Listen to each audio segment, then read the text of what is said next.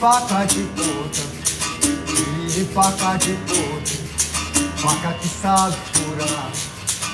Porta que o mundo deu, colega velho, porta que o mundo dá, camaradinho, da porta ao mundo, da porta ao mundo, camarada. Que mundo deu, que mundo deu, camarada. Que mundo dá, que mundo dá, camarada. Eu sou angoleiro, oi, ai, ai, angoleiro, o que é que eu sou? Eu sou angoleiro de veludo. Eu sou angoleiro, oi, angoleiro, o que é que eu sou? Eu sou angoleiro, não nego meu natural.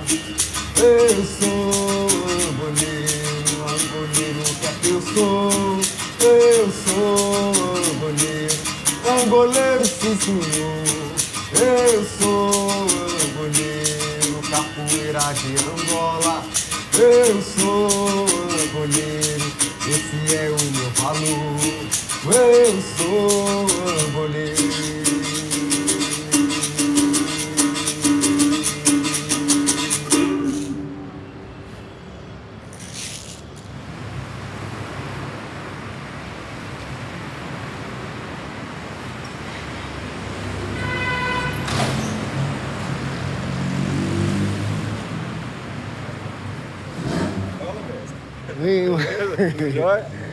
Estamos na luz aí, cara. É isso. Depois eu trago o seu mangá aí. Aqui, e pego outro seu.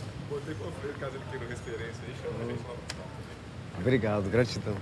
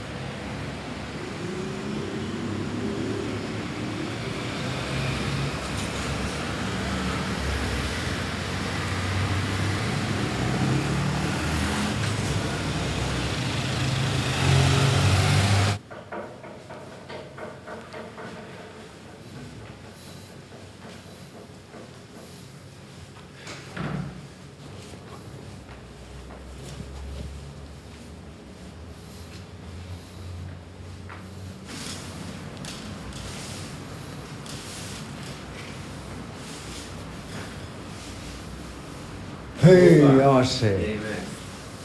Bom? Bom dia, mestre. Tá bom, achei.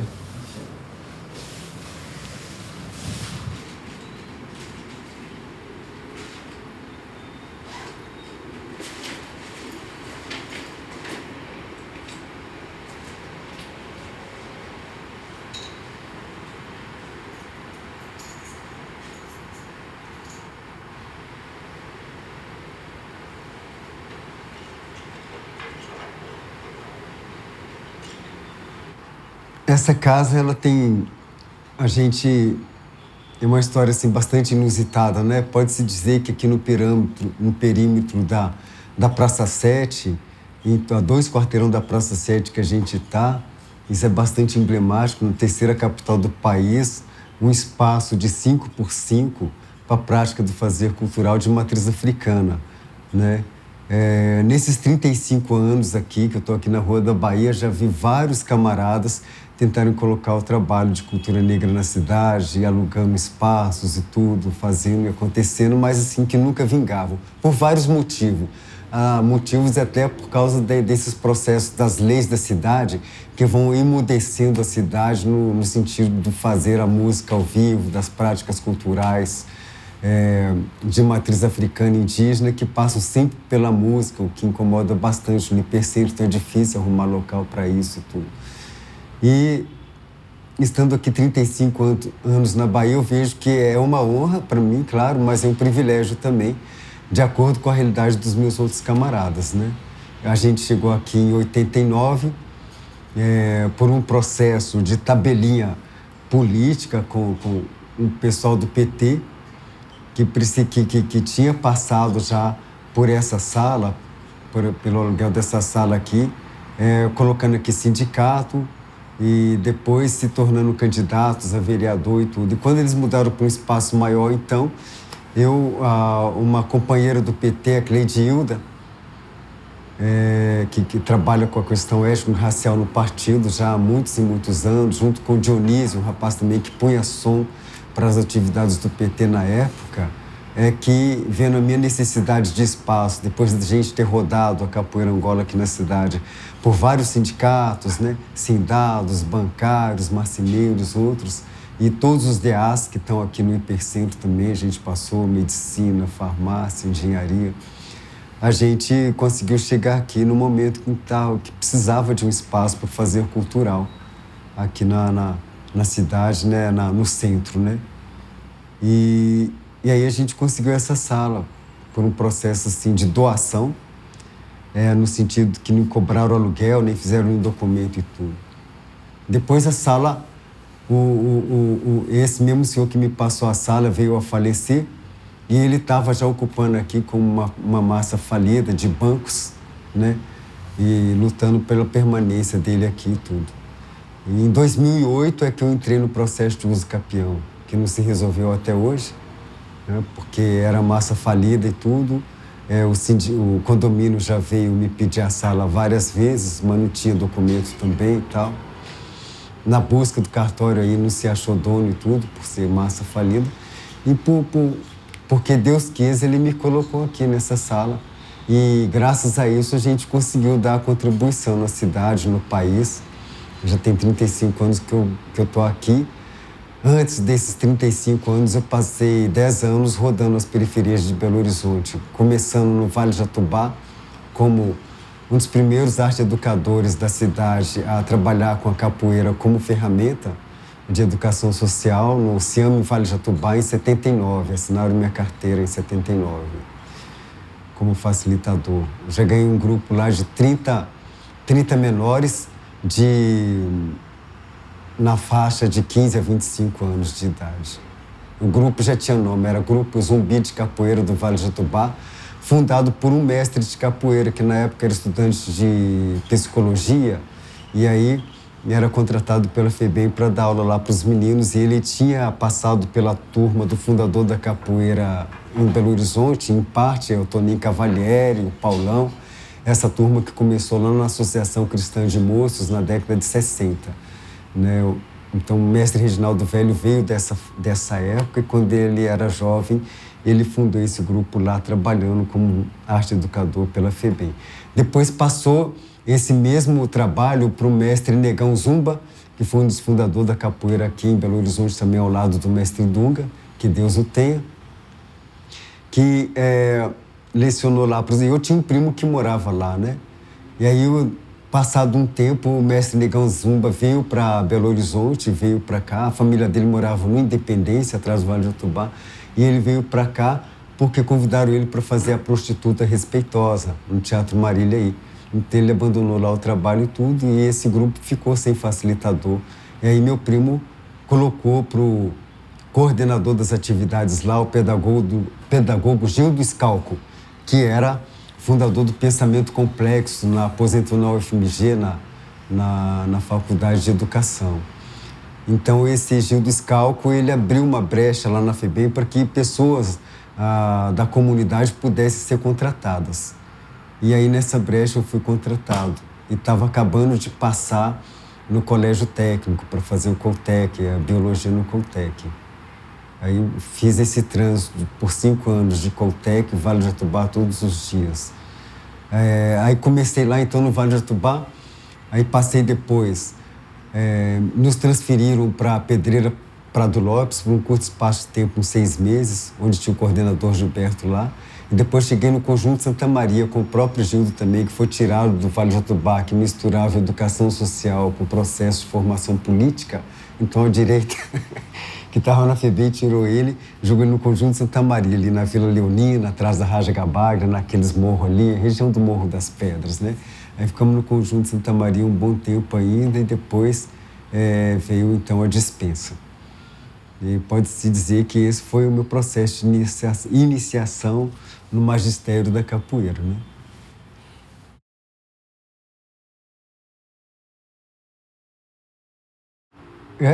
Para chegar nessa sala, então, a gente percorre essas periferias, né? E essas periferias eram um lugar do fazer cultural, né?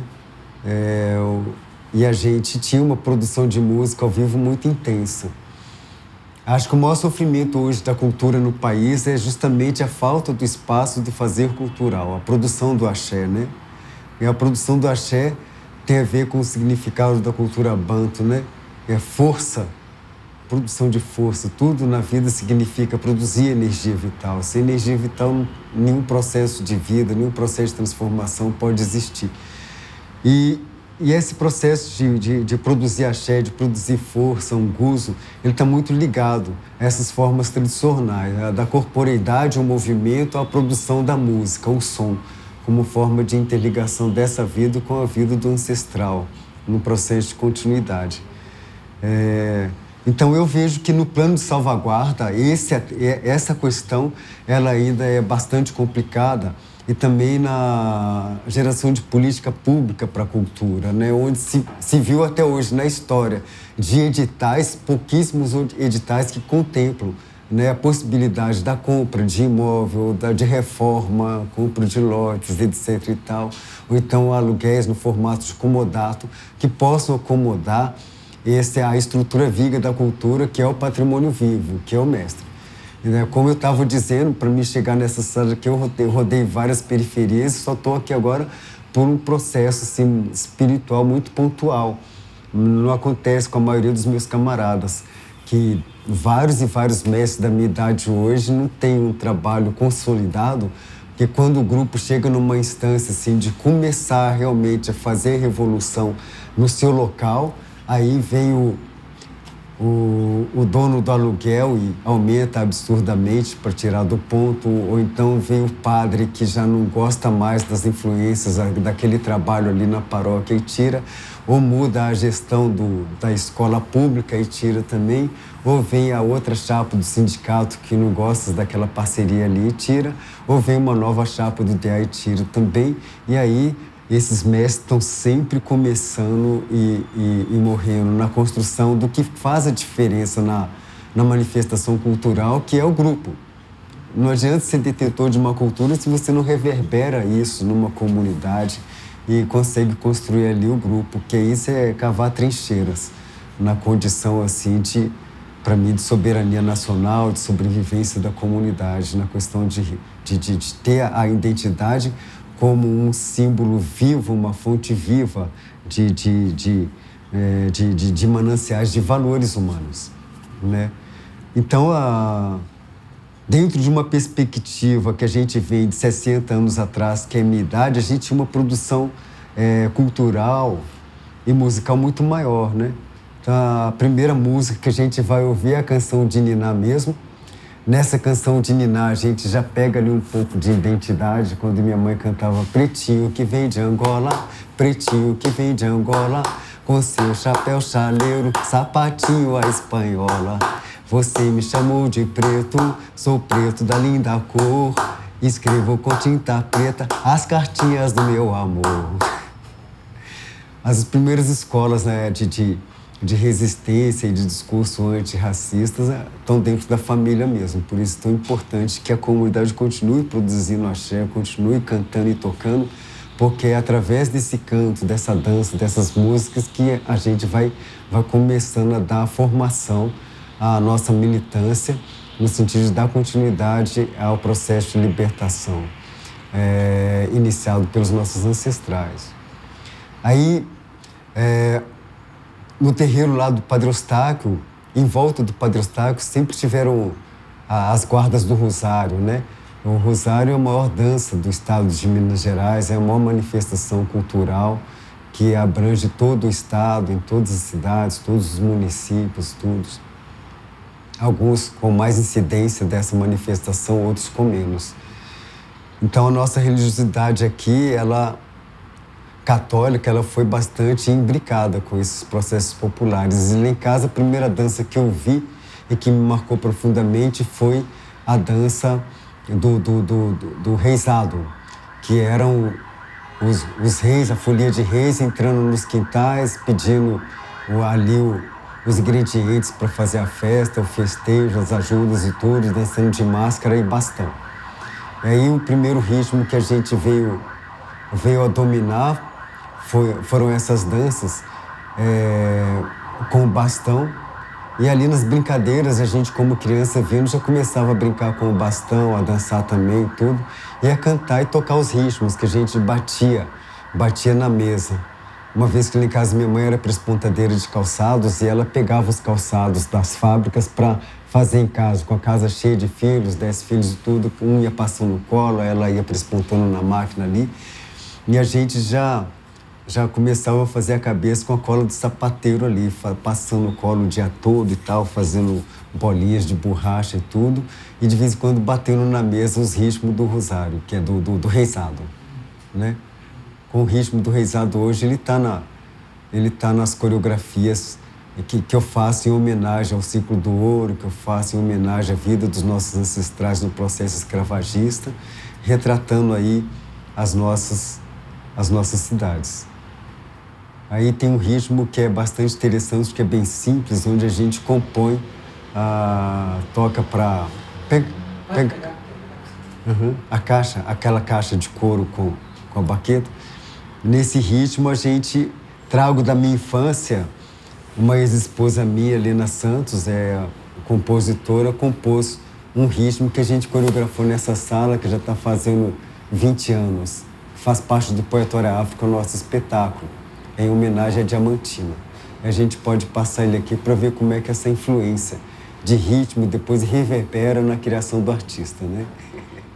Aí teve essa passagem no reisado, teve a passagem também ali no processo do samba, quando já rapazinho vou para a casa do Mestre Dunga, na beira do Rio Arruda ali, no Baixo Padre Eustáquio, praticar capoeira de rua com o Mestre Dunga, né, na senzala Eu Bahia, que está completando 50 anos agora. Então saía dali da Rua Dom Viçoso, andava uns 4, 5 quarteirão, estava lá no Mestre Dunga. E toda a época de carnaval, as escolas de samba ali da região, o Canto da Alvorada e outras, invadiam a casa do Mestre Dunga, que era uma quadra de escola de samba com um barraquinho no fundo. Então invadiam o treino da capoeira para pôr um ensaio da escola de samba. E aí a gente, como capoeirista e quadros da capoeira, a gente saía sempre na ala dos capoeiristas aí pela Afonso Pena fora, né? Então nessa época a influência do samba foi muito forte. Depois fomos ficando rapazinho, quando chegou ali para os 18 anos, saíamos do terreiro do Mestre Dunga e íamos ali, atravessava ali a pontezinha que tem ali no Rio Arruda, para sair do Baixo Padre Eustáquio e ir para o Calafate, onde tinha a quadra ali do grupo escolar Sagrados Corações, a quadra do Sagradinho, que era um antro ali do Black Soul. Ali por essa fase começa assim, Black Soul, campeonatos de Black Soul e tal, essas coisas todas. E isso foi me compondo também de uma forma impactante também como dançarino, né? Juntando capoeira, reisado, samba e a própria dança da juventude negra naquela época da década de 70, 80, né? Onde o Black Soul estava forte no país.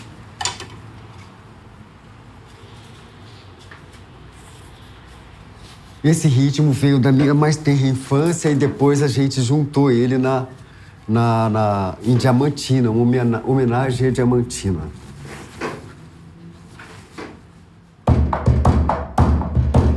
Que trabalho duro, meu senhor de dia. O chão tá quente, o sol já brilhou. Enquanto escravo essa terra nova, a cada desova, meu Deus me amparou. Deus do céu, mas que mistério fundo, negro nesse mundo só se libertou quando entregou pro dono a pedra rara e com fé tão cara persistiu no amor.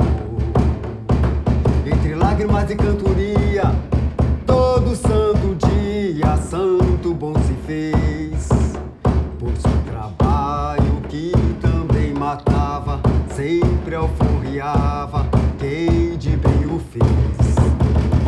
Diamantina sob a luz do tempo, já não há lamento, fica a redenção, pois o resgate deu pra uns riqueza, para nós a terra resgatou nação. Diamantina, Diamantina, Diamantina, montanha de Minas, és meu Águia-Guibá. Sobre essa terra pura e afora, nesse chão tão duro, eu vim me aconchegar.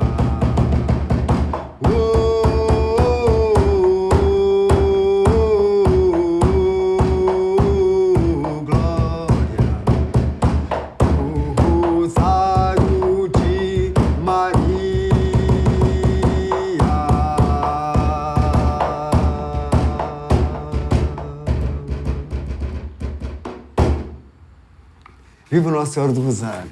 Viva!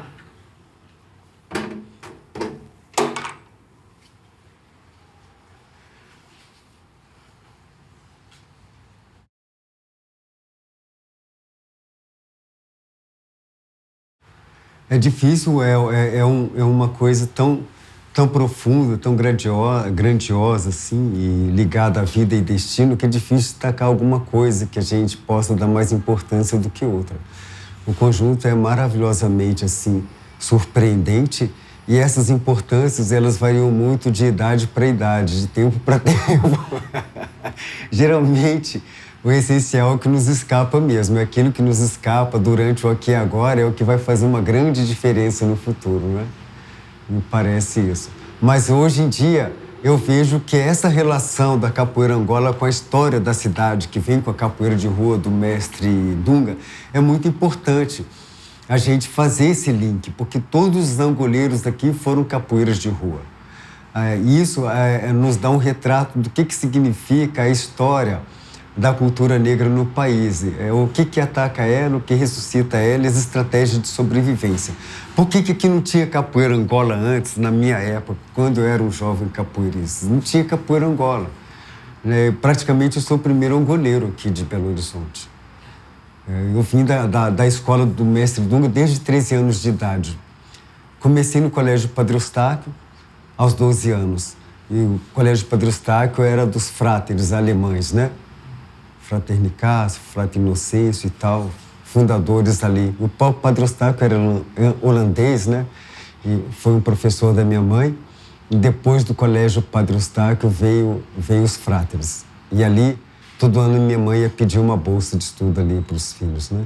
Quando entrei no colégio, então, eles começaram, teve uma proposta lá de ocupação dos espaços na quadra lá esportiva, com capoeira, de gente que praticava lá na senzala. Alguns colegas que praticavam na senzala lá do mestre Dunga, outros, como meu irmão Negritim, que me levou para o mestre Dunga, foi aluno do mestre Negão Zumba no Sesc Santa Quitéria. Quando o Sesc Santa Quitéria ele começa a trabalhar com a capoeira ali na década de 70, com o mestre Negão Zumba, no início da década de 70, em frente à casa dele morava lá o Léo, que muitos e muitos anos depois foi ser um coordenador de atividades pedagógicas lá no CIAME do Pindorama, né, o CUEI, e o Léo ao mesmo tempo onde eu fui contratado como educador social no CIAME Vale de Jatobá, ele foi contratado no CIAME Alto Veracruz. O grupo de capoeira lá foi fundado pelo mestre Boca, Meninos de Sinhá, o mestre que é o professor Walter Ude, lá no CIAME Flamengo, no Alto Veracruz. E depois esse que também foi fazer suas coisas, sua militância na academia, e aí o espaço ficou vazio, e lá o Léo foi contratado como facilitador no CIAME Alto Veracruz em 79.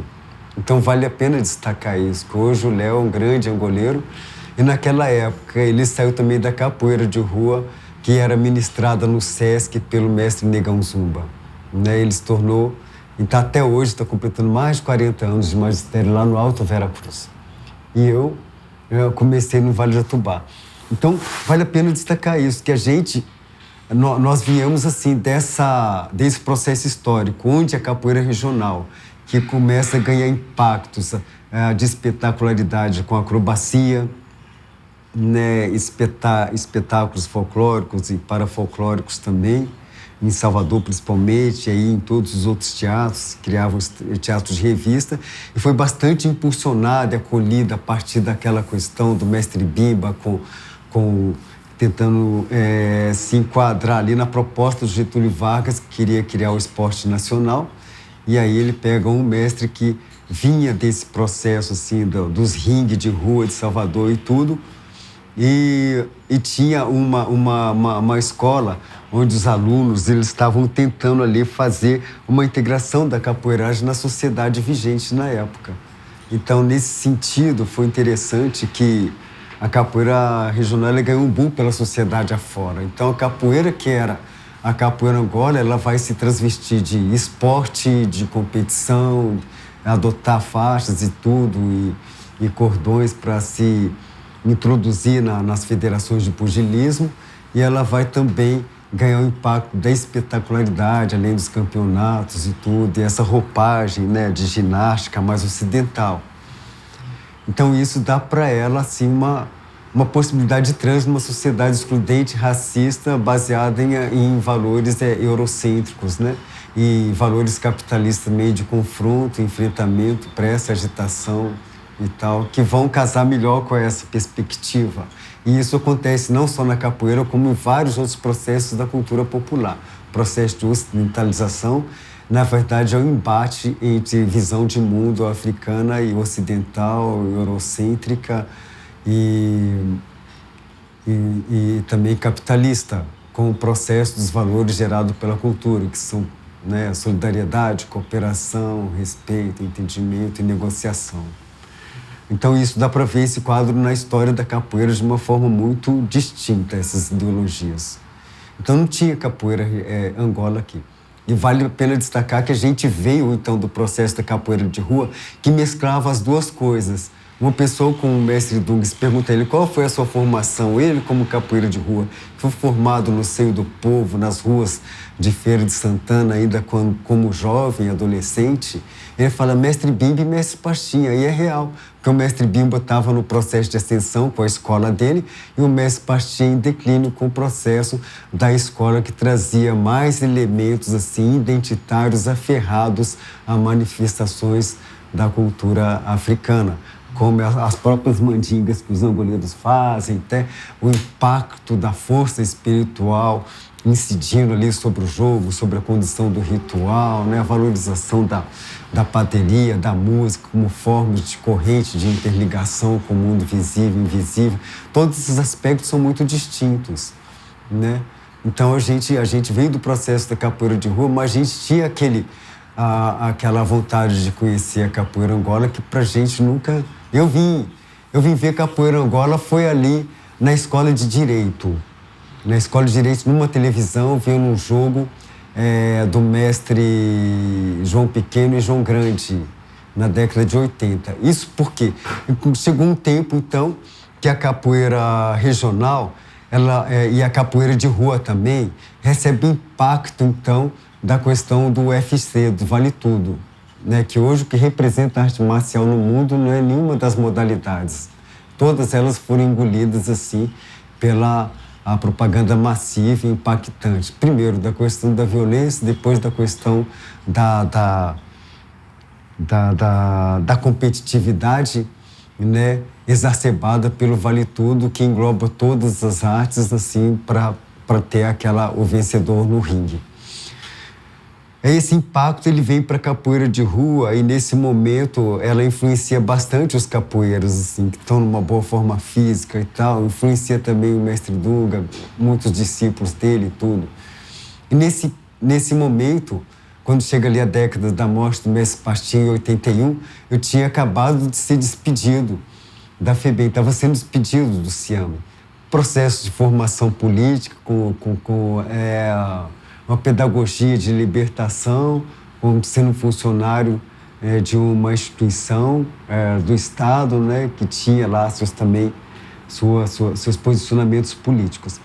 Então, nesse momento, a minha cabeça de capoeirista, ela se esvaziou completamente, porque aquilo que me levou para a capoeira, que foi toda aquela lucidez, aquela resistência negra que vinha desde das músicas que minha mãe cantava para a gente, para nos deixar assim, fortes, vigorosos diante dos embates racistas na sociedade, ele tinha se esvaziado, ou ele tinha achado um endereço. O endereço para colocar tudo isso e militar nisso tudo era o projeto da educação social. Quando eu fui despedido do CIAME, não tinha tanta educação social assim ainda implantada na cidade, então me vi num grande vazio. E não quis me aderir à prática da capoeira de rua, que agora ela estava absorvendo mais o impacto da cultura da musculação e dos campeonatos também. Isso não me atraía tanto. Então, depois de uma roda que o mestre Macaco da Ginga, fundador da Ginga, colocou na educação física, um dia eu fui lá jogar, porque saía do Coltec, de vez em quando passava lá, tinha roda, fui lá jogar. Lá eu encontrei o Rogério Peixoto, vindo de Caxias, Belford Roxo. E fiz um jogo com ele, e esse jogo foi diferente. Que nesse jogo eu não usei assim tanta pernada, e ele também não e tudo. E a gente conversando sobre o jogo, ele falou, cara, eu tô pegando umas coisas aí de capoeira Angola. Eu tô vindo do Rio e tudo, quero fazer um trabalho aqui. E o Sinésio é o Cobra Mansa, que estava na cidade já também há uns 2 anos, ao lado do mestre Dunga na capoeira de rua, já tinha saído de Belo Horizonte, foi para Salvador como militante de circo de rua, vendendo pomada de peixe-boi, essas coisas na rua. E lá o mestre Moraes, saindo do Rio de Janeiro, vai para Salvador para implantar o trabalho de resgate da capoeira Angola.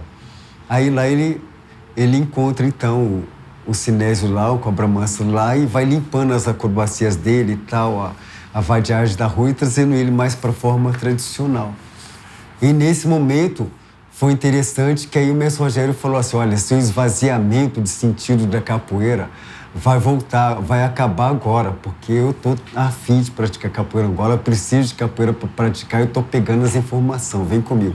Aí a gente passou 1 ano ali treinando na escola de Direito, e depois de 1 ano ele falou, você está muito indeciso, quando a gente te aperta, você vai para sua movimentação de regional, você sobe. Aí eu falei para ele, mas como que eu vou me defender? Se essa movimentação toda aí, ela é bonita e tudo, mas ela é só no chão e tudo, não me parece luta. E eu preciso dar martelo e rabo de arraia alto e voador, que é isso que me defende. Ele falou, não, então faz tudo que você quer aí, eu vou fazer também uma movimentação só da capoeira Angola, não vou fazer nada do que eu jogava antes. Aí nós fizemos um jogo, gingamos para cá, gingamos para lá e tudo, deu uma voadora, assim, golpe voador, 2 metros de altura, era muito leve, enquanto ele desceu na cocorinha. Aí lá de cima eu vi ele lá embaixo, parado, quieto, olhando para mim. Lá de cima não deu para mim acabar de completar o golpe e descer em pé. Lá de cima eu já desci caindo no chão mesmo. Vi toda a falta de sentido do que eu estava fazendo. Imediatamente fui lá na porta da boate Lidon, onde o mestre Dunga era o porteiro lá. E lá para as meia-noite, ali na Contorno, eu pedi ele licença para me distanciar da escola dele e tudo e começar a trabalhar com o mestre Rogério na busca da capoeira Angola. É claro que isso causou uma ruptura entre a gente que durou 10 anos, né? Durou 10 anos. Não, durou 10 anos, eu fora da escola dele, fora da orientação dele e fora também das rodas. Fui jogar com ele 10 anos depois, com o mestre Dunga.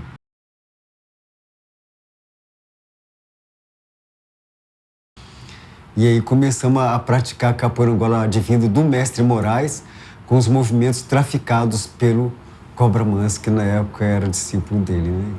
Estava fazendo esse aprendizado e trazendo escondido para o mestre Rogério. E chegou um tempo que o mestre Rogério me encaminhou para Salvador. Em 85 ele me encaminhou para Salvador. E aí, nesse momento, ele coloca uma questão. Tem que ir para ver os velhos antes deles partirem para trazer elementos que vão complementar o nosso trabalho, principalmente os ritualísticos.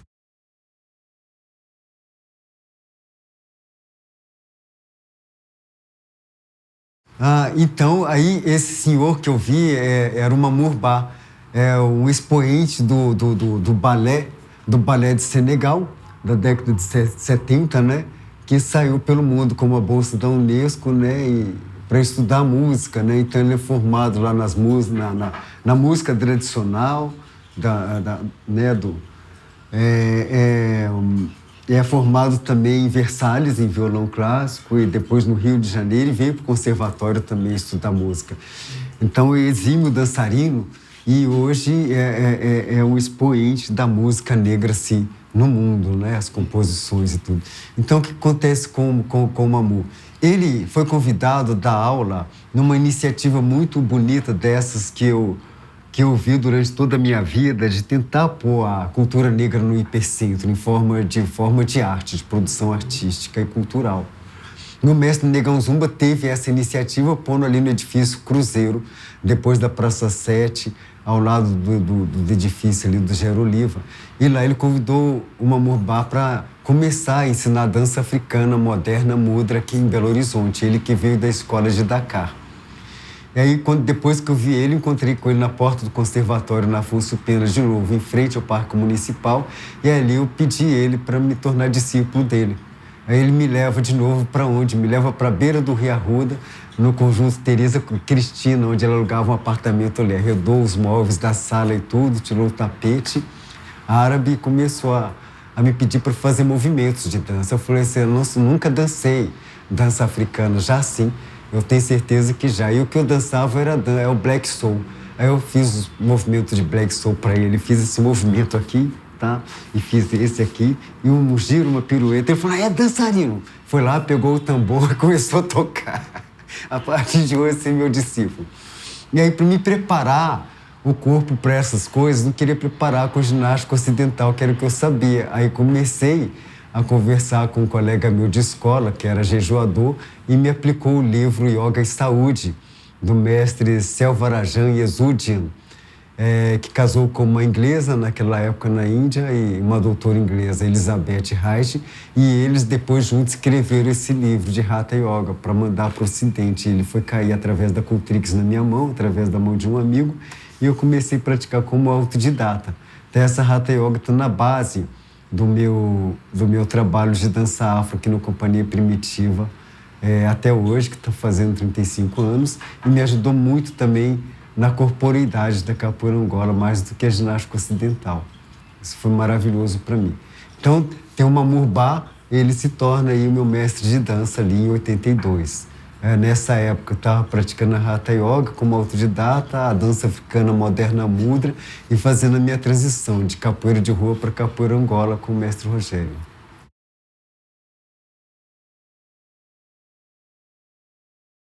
Sim, aí o Márcio Alexandre, ele deu essa contribuição fantástica, porque ele foi na formação dele na década de 70, né, com o mestre Paulão, o Toninho Cavalieri, ele sai daqui e vai buscar conhecimento também em Salvador. E se mistura lá com o pessoal do mercado modelo e tudo, traz uma capoeira de muita malandragem, de muita força. E, ao mesmo tempo, também ele entra em contato com o mestre King, que era um dançarino que sai de uma escola lá do Senac e funda os primeiros trabalhos de dança folclórica, parafolclórica e depois no processo da livre criação também da dança afro-brasileira. E o mestre King vale a pena lembrar que ele foi um grande expoente da dança afro em Salvador, a dança afro de sala, né? E ele também aprendeu no Rio de Janeiro, com a Mercedes Batista, que foi a mesma mestra da Marlene Silva, que foi a precursora da dança afro aqui em Belo Horizonte. Então, a Mercedes Batista foi discípula da Catarina Dani, uma dançarina afro-americana, né, que também sai do balé clássico, do balé moderno e vai para a África pesquisar a movimentação africana para trazer. Ela é responsável por aquelas coreografias dos filmes de Tarzan.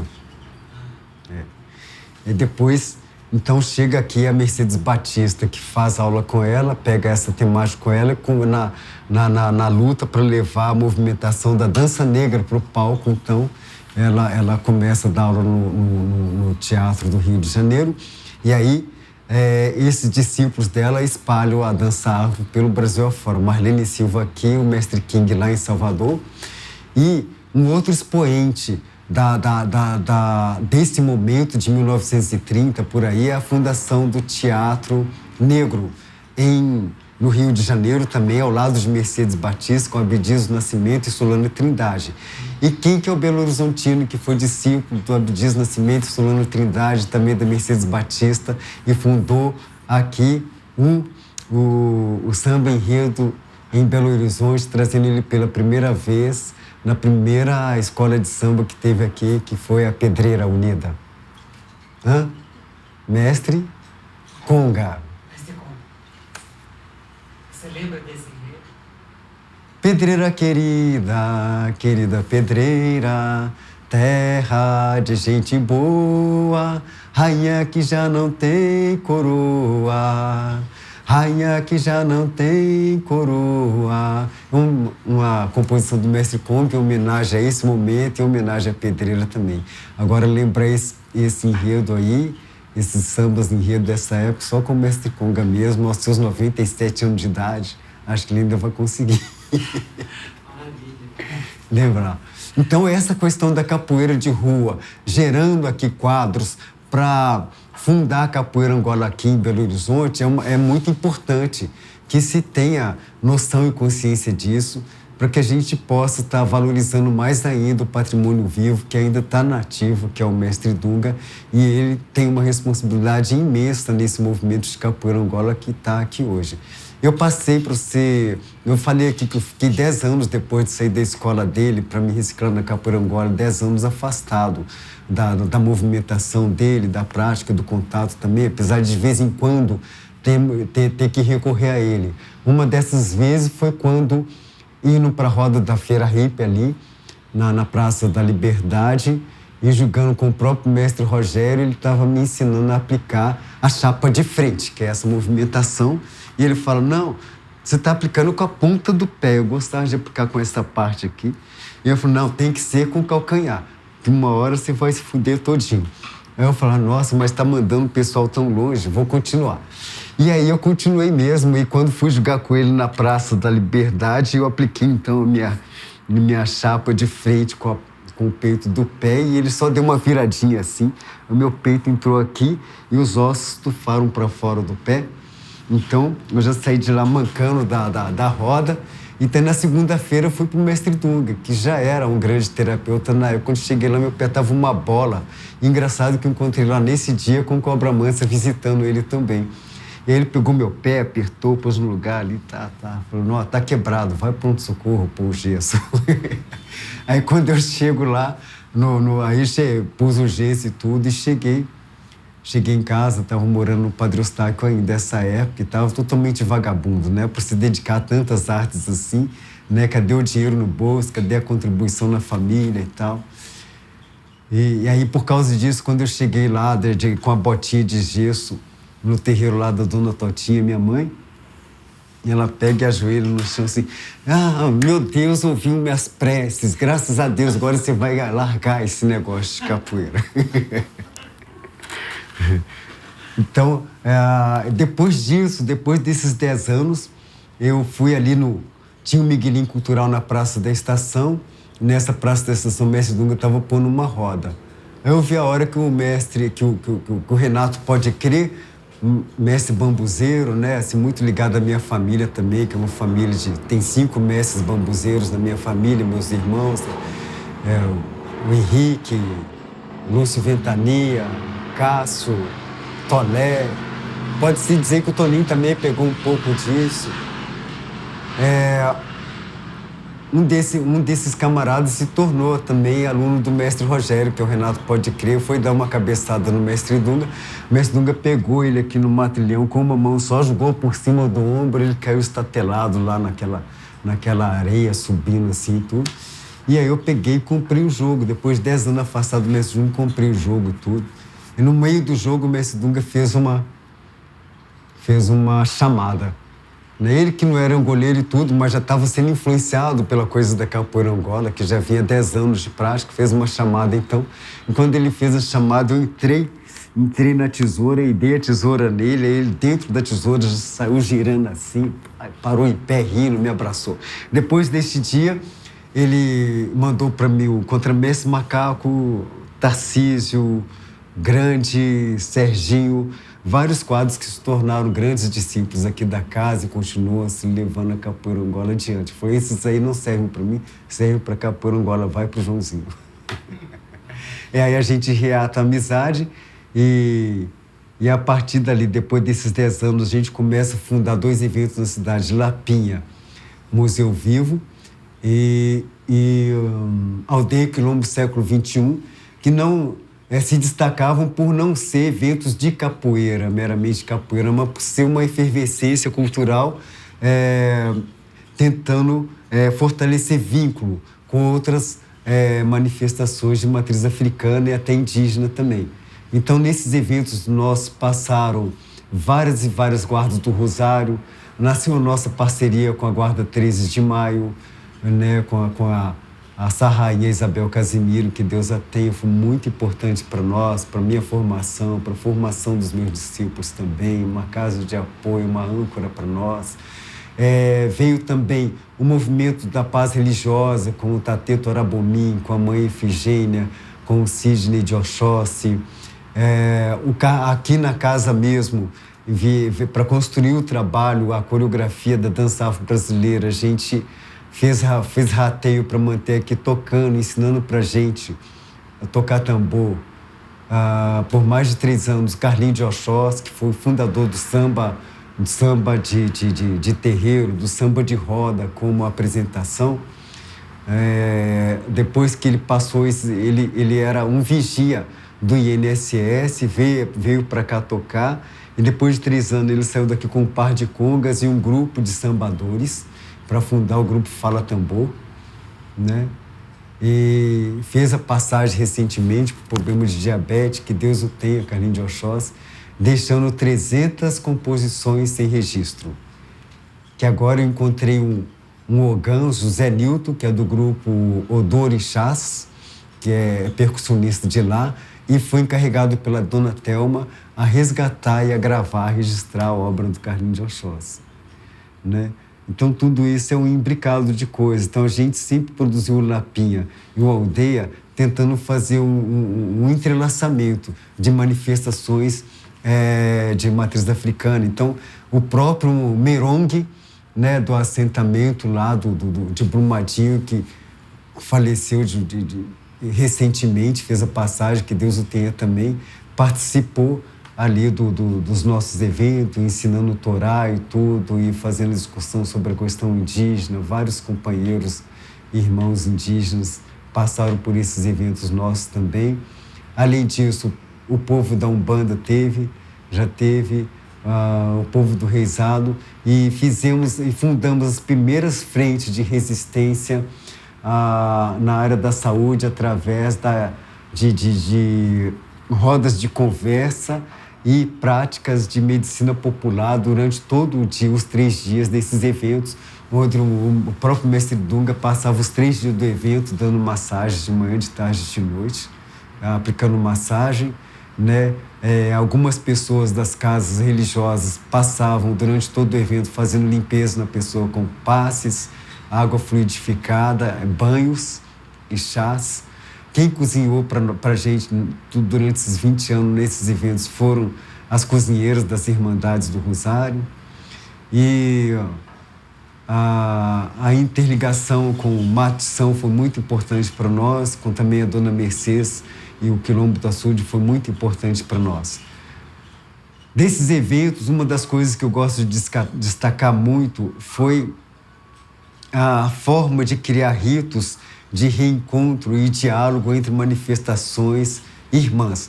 Por exemplo, a gente estava numa roda de capoeira uma vez no açude, na Cultura Santa, que o Culta do Açude estava promovendo lá no açude durante a Semana Santa, Cultura Santa. E aí, numa dessas manifestações, eu fui com o meu grupo, o mestre Dunga estava lá também, e a Dona Mercedes, colocamos uma roda de capoeira, estava sendo dirigida pelo mestre Dunga e outros camaradas aí, como o Guto e tal. E a Dona Mercedes sentou na beirada da roda também. Alguns meninos do açude já estavam praticando capoeira Angola com discípulos meus que iam para o açude ensinar. Então, eles já estavam fazendo uma introdução de cantigas e metáforas na prática da capoeira deles, daquelas que eles sabiam que era do candombe. E isso começou a me parecer também um enriquecimento cultural muito forte, muito mais isso do que algum processo de descaracterização. E nesse momento, no momento da roda, veio um discípulo meu que fundou um boi, depois dessa parceria com a Casa 13 de Maio. Então, o Gersino, o que hoje é mestre Gersino, ele funda o Boi da Manta, e lá em Lagoa Santa, e ele estava lá, então, fazendo essa cortejo do boi, quando, então, o boi chega diante da roda de capoeira, tendo como madrinha dessa roda, dentro do terreiro de açude, a própria Dona Mercedes, e os netos dela participando da roda, com o mestre Dunga e a gente ali. Aí, nesse momento, na roda, então, o boi se desce, ajoelha, e aí o capitão do boi presta as reverências ali à roda. A roda também, a gente para o canto, para o jogo, vamos para o pé do berimbau, e aí o mestre Dunga desfila ali uma série de versos e cantorias cumprimentando o boi, a Dona Mercedes também através da cantiga do tal, e aí depois dá um espaço de silêncio onde o capitão do boi vai e coloca as respostas e tudo, e aí depois disso o boi sai então da roda, a Dona Mercedes benze o boi, ele sai da roda e a roda de capoeira continua. Então coisas desse tipo a gente não vê em local nenhum, nem do mundo, nem no Brasil e tudo. Uma iniciativa que gerada no Lapinha Museu Vivo, gerada no Aldeia Quilombo, onde a gente começou a criar formas e ritos de intercomunicação dentro de ritual para ritual. Não de atores para atores, mas dentro de ritual para ritual. Encontro de rituais. Isso foi maravilhoso, me pareceu assim um fruto inusitado que a gente não esperava que fosse ocorrer, dessa efervescência cultural toda que a gente produzia. Então, por isso que eu vejo que não adianta se querer guardar muito em caixinhas as manifestações culturais, e principalmente dentro da capoeira, guardar as peculiaridades, o que é universal da capoeira, dentro das vários tipos de capoeira que existem hoje, é interessante, preservando-se o particular. Mas essa intercomunicação, essa valorização, essa reverência tem que existir.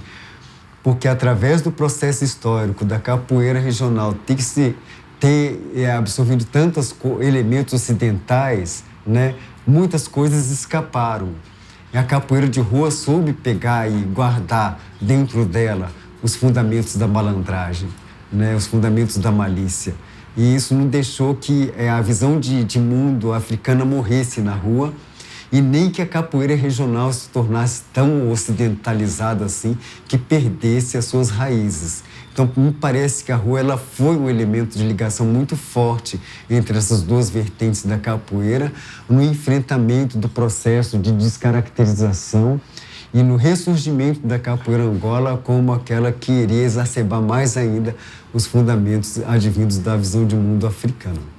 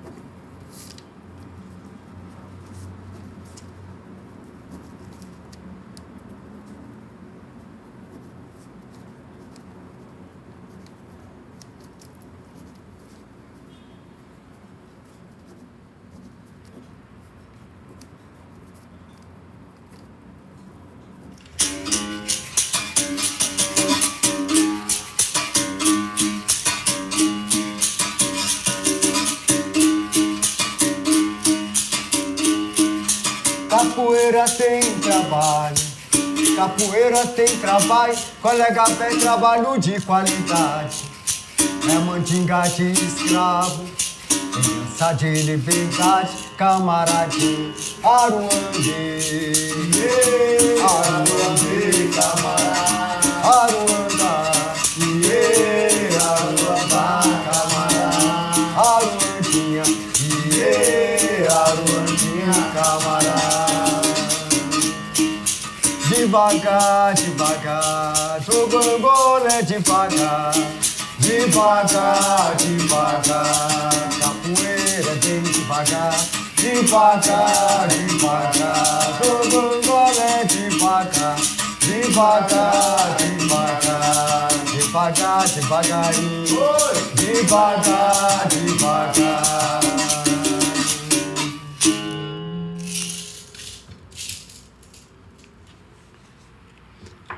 Então, a ladainha nos fala de um trabalho de qualidade que é a mandinga de escravo em esse de liberdade. Essa questão da qualidade, que é o que está nos escapando no mundo quantitativo, mundo de resultados, mundo globalizado, né? Diante de uma perda tão grande de humanidade, mais uma vez a reza da capoeira nos clama de novo para uma volta assim para dentro, para uma diminuição ou parada no tempo, para uma desaceleração. E em cima desse corrido, muito cantado pelo mestre João Pequeno para acalmar os ânimos na roda, foi bastante usado por ele durante toda a trajetória dele, se percebe essa necessidade do movimento ancestral, o movimento advindo das práticas que geraram para nós toda a resistência, né?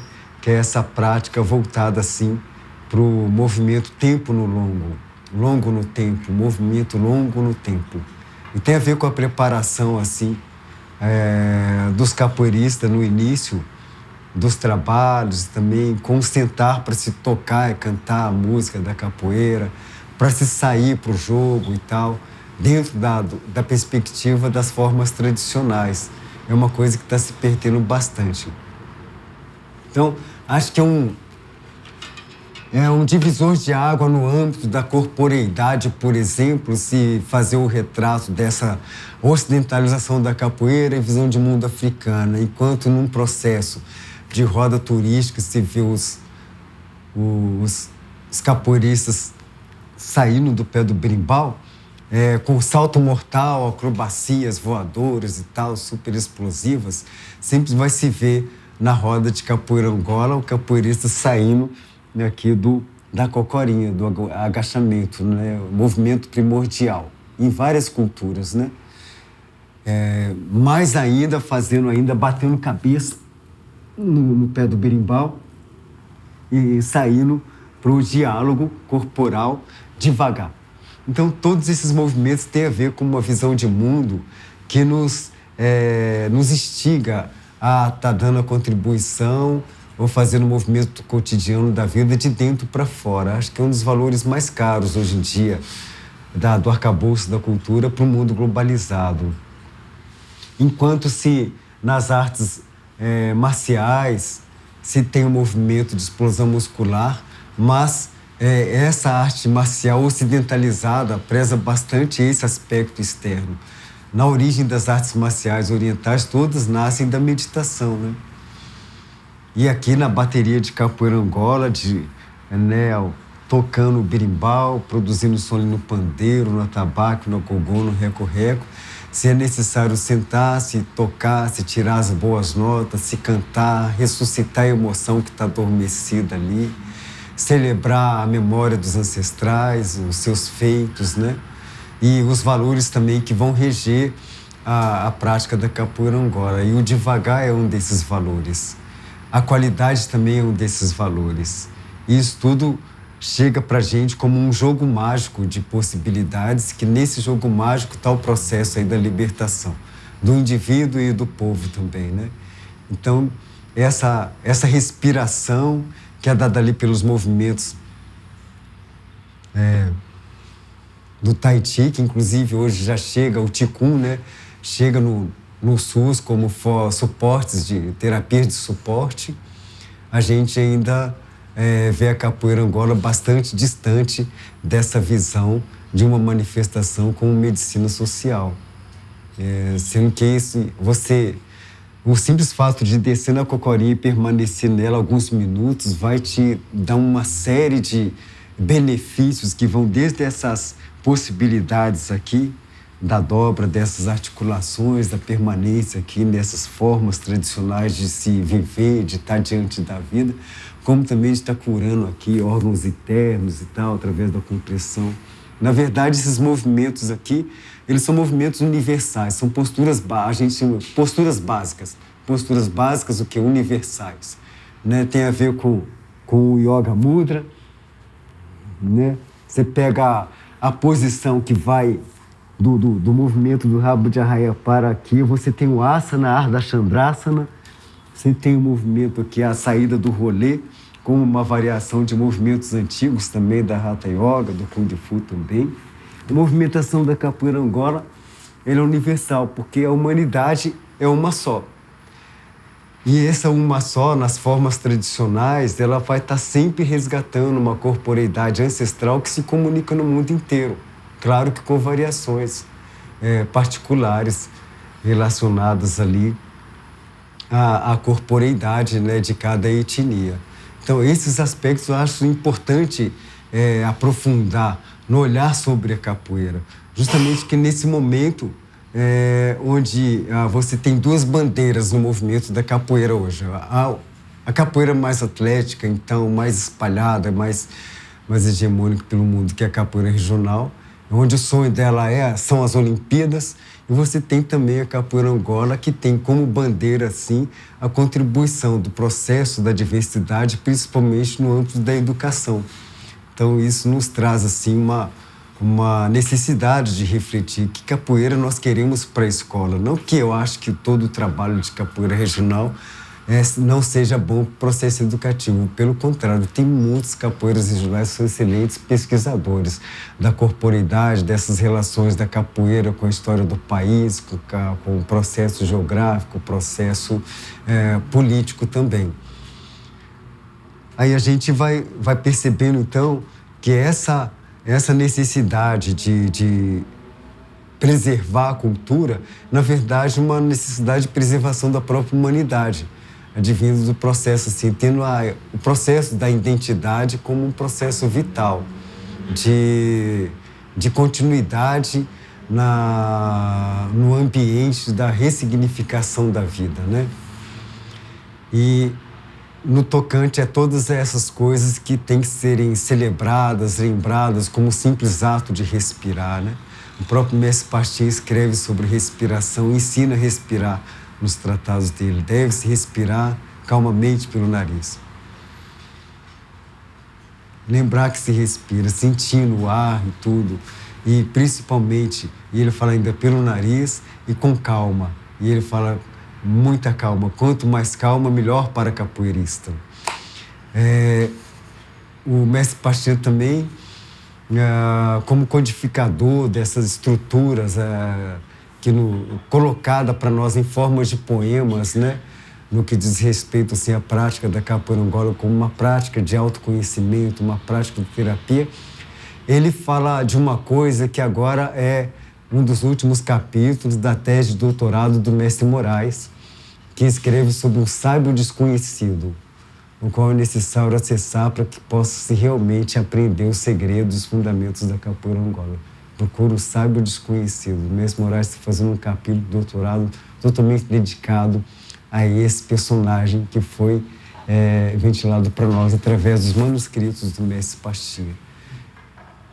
Se tem-se o processo de uma respiração sentada na Hatha Yoga, ou com movimentos suaves no Tai Chi, a respiração do capoeirista é totalmente ordenada, equilibrada e ritmada pela música, pela cantiga, né, de trabalho e pelos instrumentos ancestrais que são acionadores desses valores, dessa visão de mundo, dessa corporeidade e dessa ligação ancestral também, que vai reger ali o jogo, as atitudes, né, as percepções e como que essa essa prática ela vai reverberar no cotidiano daqueles que a praticam e daqueles que também que não a praticam. Como eu acredito que aqui, né, aos 35 anos de trabalho aqui na Rua da Bahia, eu vejo vários elementos de reverberação dessa música que ecoa pelos ares, atravessando aqui esses edifícios aqui, essas pessoas.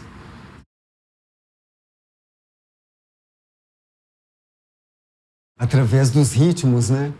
Através dos ritmos, que os ritmos vão celebrar pra gente vários momentos no ritual Roda de Capoeira Angola. Por exemplo, tem os ritmos para iniciar, geralmente as rodas que são muito lentos e suaves, e as ladainhas também, que são usadas como forma de também invocação, desafio, memória, ou simplesmente assim, celebração do cotidiano. Eu vou cantar uma que eu gosto de cantar sempre pedindo pra gente compreensão e luz, que é aquela da cadeia.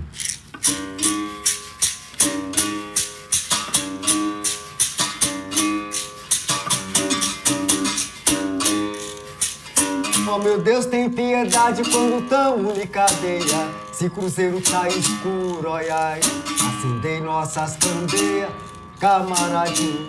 É hora, iê, é hora, camarada. Chegou a hora, iê, chegou a hora, camarada. Vamos embora, iê, vamos embora, camarada. Carreiro quando é novo, Paraná leva o carro devagar. Paraná, Paraná, Paraná, Paraná. Marinheiro santo em terra, ai, ai, sereia dança no mar. Paranaguá, Paraná, Paraná, eu também sou marinheiro, colega velho, meu desejo é navegar. Paraná, Paraná, Paraná, Paraná. Vamos embora enquanto é tempo, oi, ai, ai, que amanhã já tenho medo. Paranaguá, Paraná, Paraná, Paraná. Vou morar no infinito, colega vem, vou virar constelação. Paraná, Paraná, valha-me Nossa Senhora Imaculada Conceição. Paraná, Paraná, Paraná, Paraná. Me fazer bom capoeira, colega velho, nos livrar da tentação. Paraná, Paraná,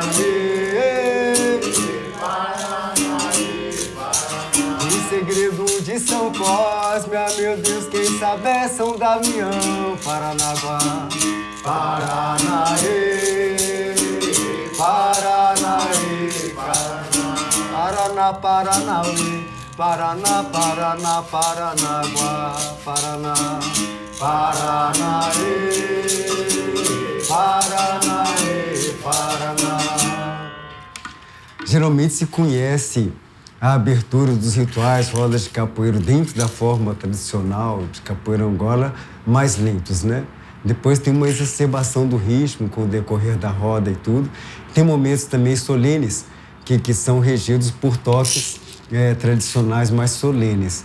Um deles, o toque de Santa Maria, depois se transformou e ganhou o nome de Põe a Laranja no Chão de Cutico, que nas rodas de rua se parava assim, a maneira comum de jogar para se pôr a moeda dentro do lenço, amarrar, colocar no chão e aí tinha um jogo entre os capoeiristas para ver quem conseguia apanhar esse lenço com moedas e notas com a boca.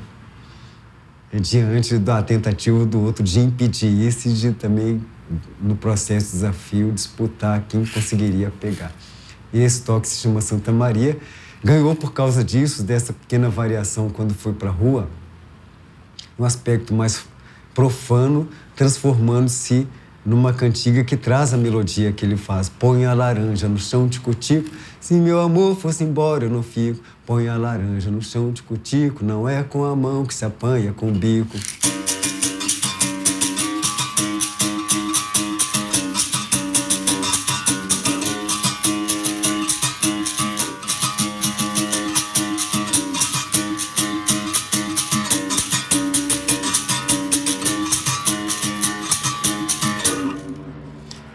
Toque Santa Maria.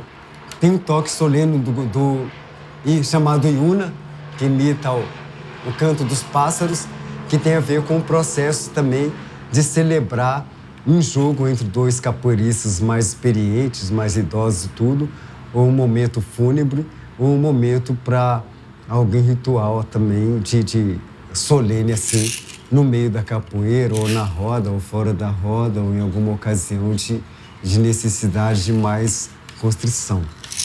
Toque de Iuna.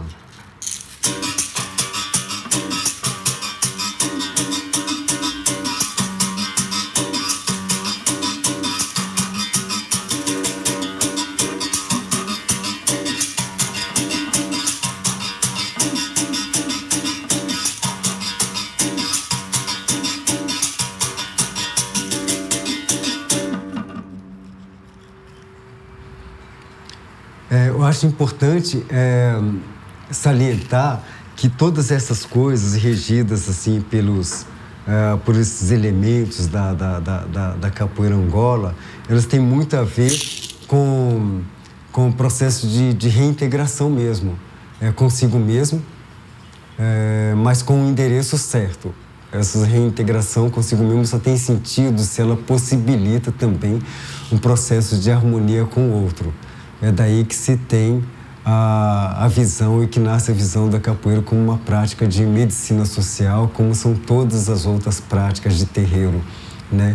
E que vão levar séculos ainda para chegar ao SUS, né? Para que o Estado possa economizar milhões e milhões de recursos econômicos destinados hoje em dia aos remédios, né? Que acabam não curando, porque a cura verdadeiramente é a volta para essa reintegração psicofísica patrocinada pelas práticas ancestrais, tradicionais.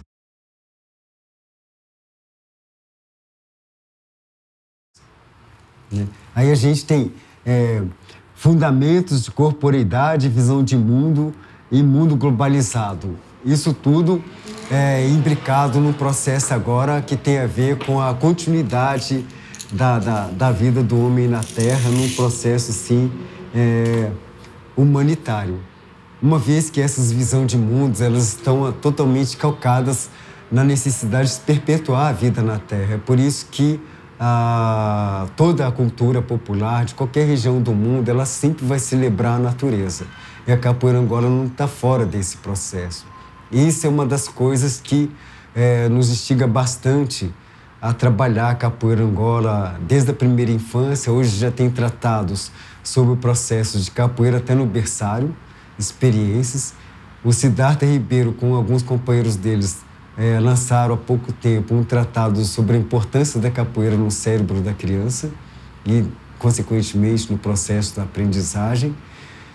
E como linha de frente do processo de diversidade na escola, essa questão que nos é tão cara hoje em dia, que é a questão ambiental também, ela pode ser bastante assim enaltecida, exacerbada no sentido da sua reflexão, no sentido de formar pessoas que cuidam, né, desse patrimônio maravilhoso que é esse planeta, através dos fundamentos da cultura.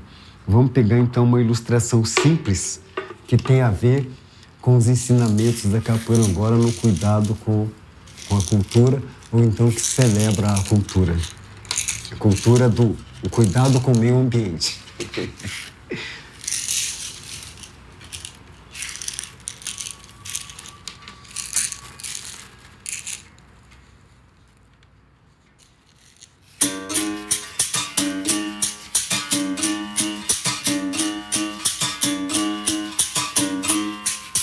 Alu não canta em gaiola, alu não canta em gaiola, colega velho nem vem dentro nem vem fora, só canta em formigueiro quando vê formiga fora. Camaradinho, viva meu Deus, viva meu Deus, camarada, é mandingueiro, é mandingueiro, camarada, que vai fazer? Que vai fazer, camarada? Se ele botou gameleira no chão, botou que eu vi. Se ele botou gameleira no chão, botou que eu vi.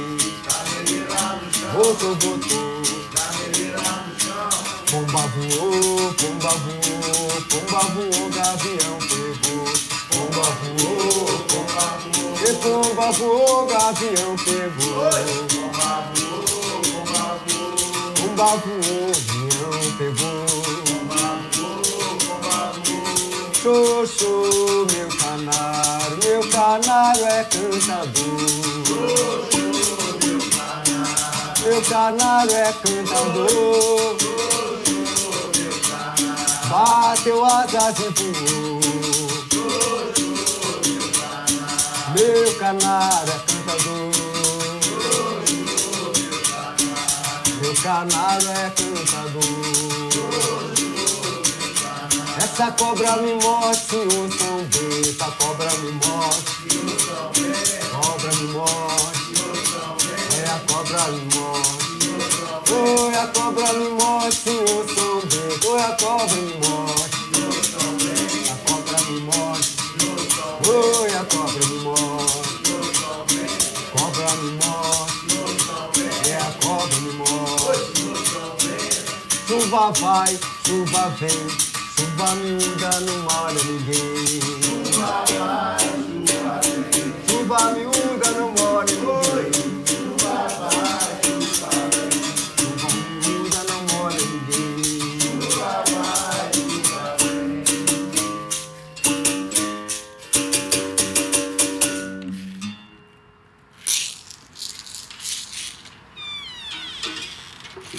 Então, essa relação de ambiente, de resgate de humanidade, de trincheira cultural, para resgatar aquilo que nos escapa a todo momento, que é tão essencial, que é essa volta para a natureza interior, a natureza de cada um também, e a natureza que nos rodeia, né?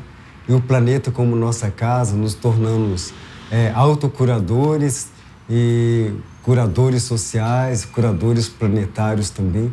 Acho que esse é o valor maior da cultura, né?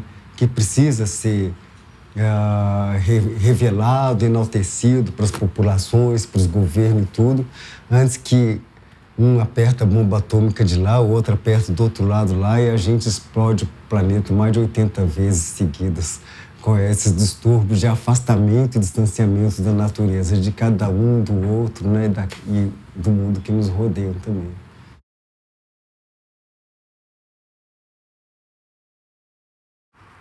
Eu acho que tem um processo muito delicado quando a gente observa assim, a vida dos mestres, a vida dos atores, né, dos homens da cultura, as mulheres da cultura, que é esse arcabouço de possibilidades que tem a ver com o acontecimento do fazer cultural, com a resistência do movimento cultural, uma vez que sem movimento não há resistência nem mudança. É um enunciado. Precisa-se de toda uma aldeia para educar uma criança, assim também para educar uma comunidade precisa de todo um arcabouço de instituições, respaldo político, respaldo social, religioso, para que se consiga fazer com que cada manifestação cultural ela realmente exista. Então, nesse sentido, assim, diante da minha experiência de vida, eu vejo que são celebrados aspectos que hoje eles entram em declínio, um declínio muito forte. Um deles é o distanciamento da melanina nos terreiros. Primeiro, para fazer um apanhado sobre essa questão da valorização do patrimônio vivo, né, pelo viés da academia e do Estado também, é necessário lançar um olhar, né, uma avaliação de conjuntura sobre o aspecto da existência do movimento cultural hoje no país, onde a gente vê um distanciamento da melanina, dos negros retintos muito grande, dos terreiros.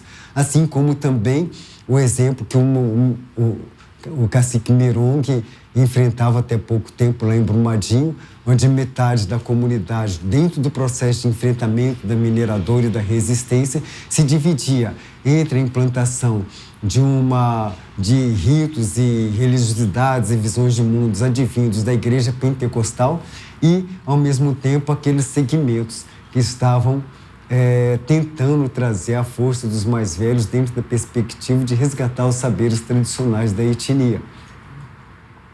Hoje em dia, a avaliação que eu faço é que essa saída da melanina, dos terreiros de matriz africana, e também que o povo índio enfrenta também, tem muito a ver com esse processo de globalização, também do fascismo, né? No sentido de que, para haver uma dominação cada vez maior, sempre que o mundo é mundo, existiu esse processo de, primeiro, antes de aniquilar o povo, aniquila a cultura. Que esse povo aniquilado, ele serve muito bem como escravo. Enquanto ele serviu como escravo, tá bom, ele pode permanecer vivo ainda, mas a primeira coisa que tem que morrer é o nome próprio, né? É a identidade, é a prática cultural. Então, o combate à prática cultural de matriz africana no mundo globalizado e principalmente nos grandes centros, acho que no campo também, ela está muito bem estruturada, né?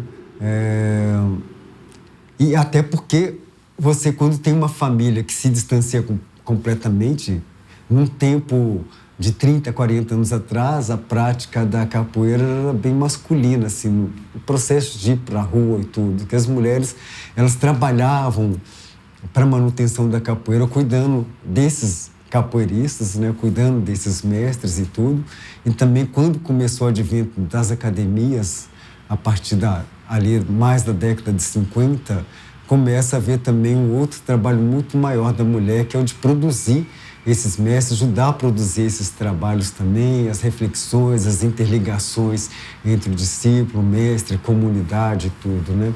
Depois, com o advento do movimento feminista, também do mercado, né, que tira a mulher de dentro de casa também, a mulher também, com a luta dela de avançar no processo de cidadania dela, também vai para o mercado de trabalho.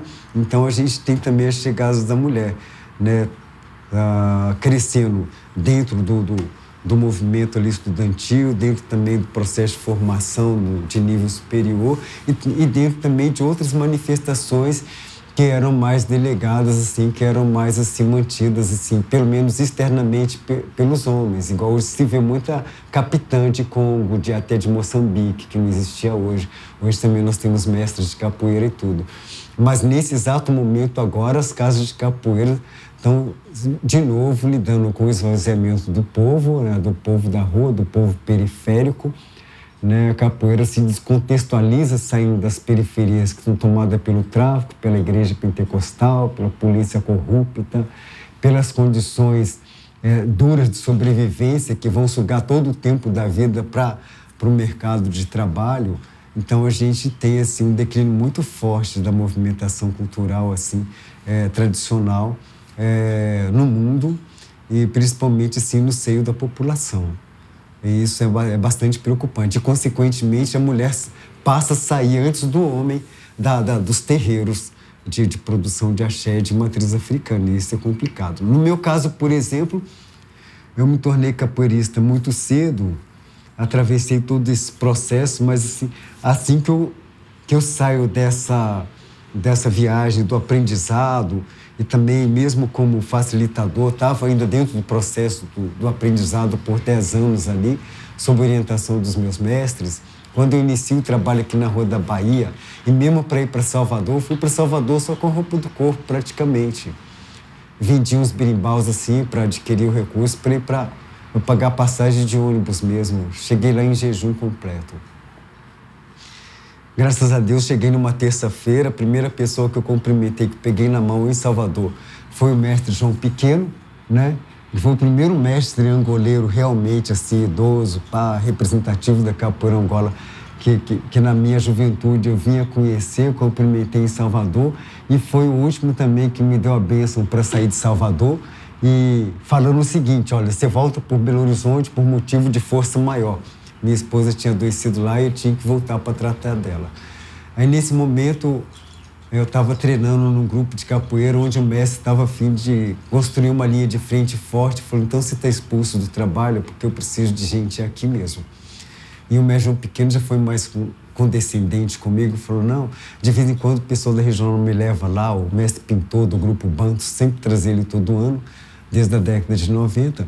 E ele falou assim: quando eu for em Salvador, passo lá para estudar escola.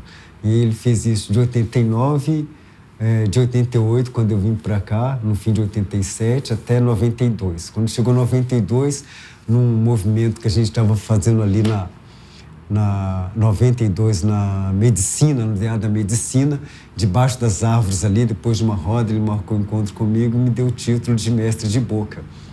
Eu comecei a fazer o trabalho como mestre João. Mas a partir da minha ida para Salvador, eu tive uma experiência maravilhosa, que foi a vida conjugal dentro do trabalho, da manutenção do trabalho da Capoeira Angola. Eu fui para lá sozinho, sem hora para voltar nem nada. Dali 3 meses, morando num quarto lá no Pelourinho, antes da reforma, apareceu minha companheira aqui, a Yara Rodrigues Vieira, apareceu lá, levando um saco de retalho desse tamanho assim, que garantiu nossa sobrevivência como artesão, vendendo bolsas costuradas à mão na praia. Acompanhou meu processo de formação em Salvador e depois acompanhou também a minha chegada nessa sala aqui. Quando eu cheguei nessa sala aqui, não era mestre, estava vindo dessa imersão em Salvador, e encontrei o mestre Primo dando aula nos Cindados, o mestre Jurandir estava vagando por aí, precisando de espaço para dar aula. Eu não estava mais na escola do mestre Rogério, porque ele tinha se ligado ao mestre Moraes e ao mesmo tempo, já tinha saído do grupo do mestre Moraes. Não estava, assim, praticamente naquele momento, assim. E tinha o Wagner também, Wagner Terena, que foi discípulo do mestre Dunga, professor de educação física, que estava também querendo, já tinha passado pela reciclagem com o mestre Rogério, estava precisando de espaço. Todos os 4 chegaram nessa sala aqui, e a gente dividia aqui a prática da Capoeira Angola. Se tinha 4 facilitadores para 2 ou 3 discípulos, né, alunos. Então, o Yara foi muito importante nesse momento. Ficamos juntos durante 8 anos. E depois, quando chegou ali de 92 para 93, então conheci a Helena Santos, uma produtora cultural lá do Santa Terezinha e tudo, e que era uma mãe solo com um menino de 6 meses no braço e 2 adolescentes de 12 e 13 anos também. A gente, né, o time separado da UIAR, então a gente contraiu uma relação estável, e nessa relação estável ela me ajudou a fundar a Associação Cultural São Goleiro e a dar uma nova roupagem para a Companhia Primitiva de Arte Negra, onde a gente usava os pontos do candomblé e da Umbanda para tecer as coreografias, e usávamos também a malha preta de balé para fazer os ensaios, e só depois no palco punha figurino.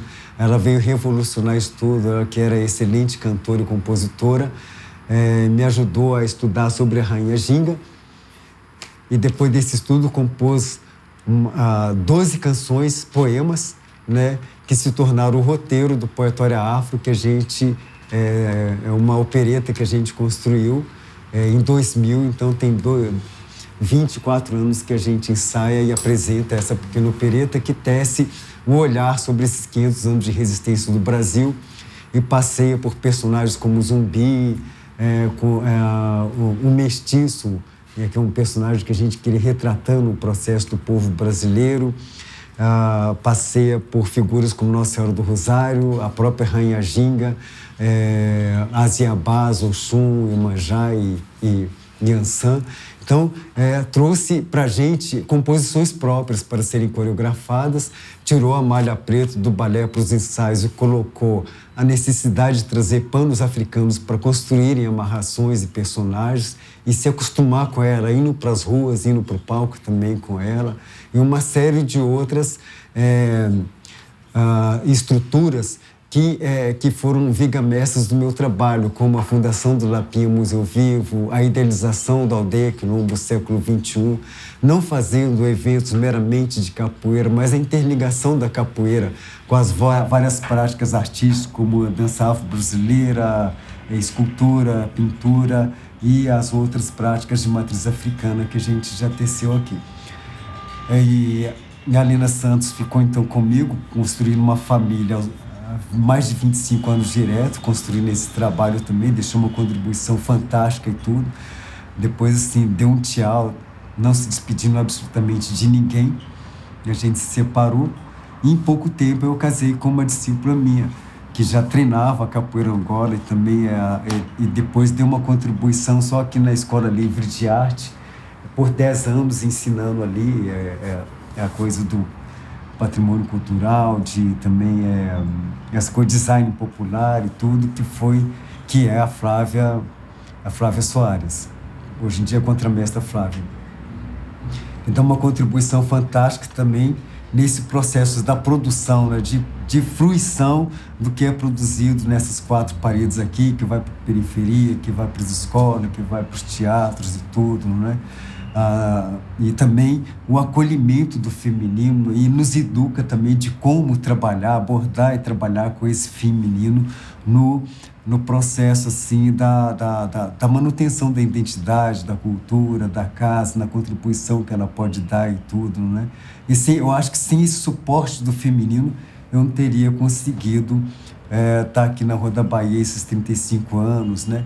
Me tornando assim pai, avô e bisavô também, de capoeiristas, de dançarinos, de artistas também, e tendo a casa também como uma agência de casamento. Então esse processo é muito importante, eu acho que ele é importante ser citado também, né? Menino, quem foi seu mestre, né? Como é que acontece esse fazer cultural, né? Como é que uma pessoa que aprende, que lida com uma prática assim bem masculinizada, de rua, ligada à vagabundagem, à traquinagem, ligado também a esse combate físico e tudo, tem que se estabelecer como uma escola, receber famílias, várias faixas etárias e tudo. E como é que se tem estabilidade moral para lidar com isso? Eu sozinho não teria nenhuma, teria a mínima condição. Então foi muito importante salientar a presença da mulher, a presença de quem está nos bastidores, mantendo ali aquelas lideranças ali no terreiro, isso é fundamental. O terreiro, para ele se identificar, ele não depende só do mestre, né? Daquele que guarda o saber, ele precisa de todos os braços, de discípulos, de parentes, da família, né? E essa família que vai ser o filtro, que vai carregar também o peso das contradições sociais, relacionais e tudo. E muitas vezes esse mestre vai acabar sozinho, porque ele vai passar por 3, 4 construções familiares que não vão dar conta, né?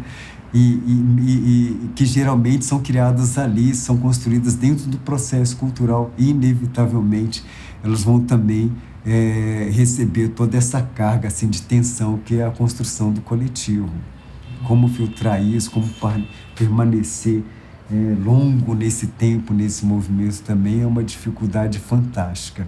E fora essa questão o próprio mestre de capoeira, eu tive o mestre Dunga, o mestre Rogério, o mestre Moraes, passei 2 anos em Salvador lá sob orientação dele.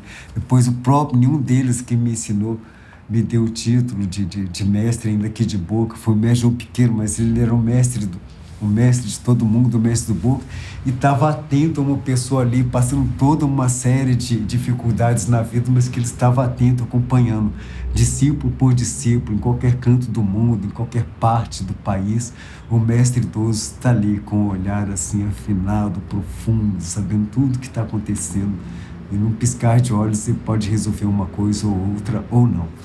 Então, e fora os suportes que a gente tem para manter essa cultura, que aí quando cheguei em Salvador, tive a honra e o privilégio de receber uma mãe Gege também, uma mãe cega do candomblé de Gege, que só tinha um quartinho, que me adotou lá. Menino, quem está cuidando de você aqui em Salvador para aprender essa tal capoeira? Eu estou ali no Mestre Moraes, no Força Santo Antônio. Não, quem está cuidando da sua cabeça?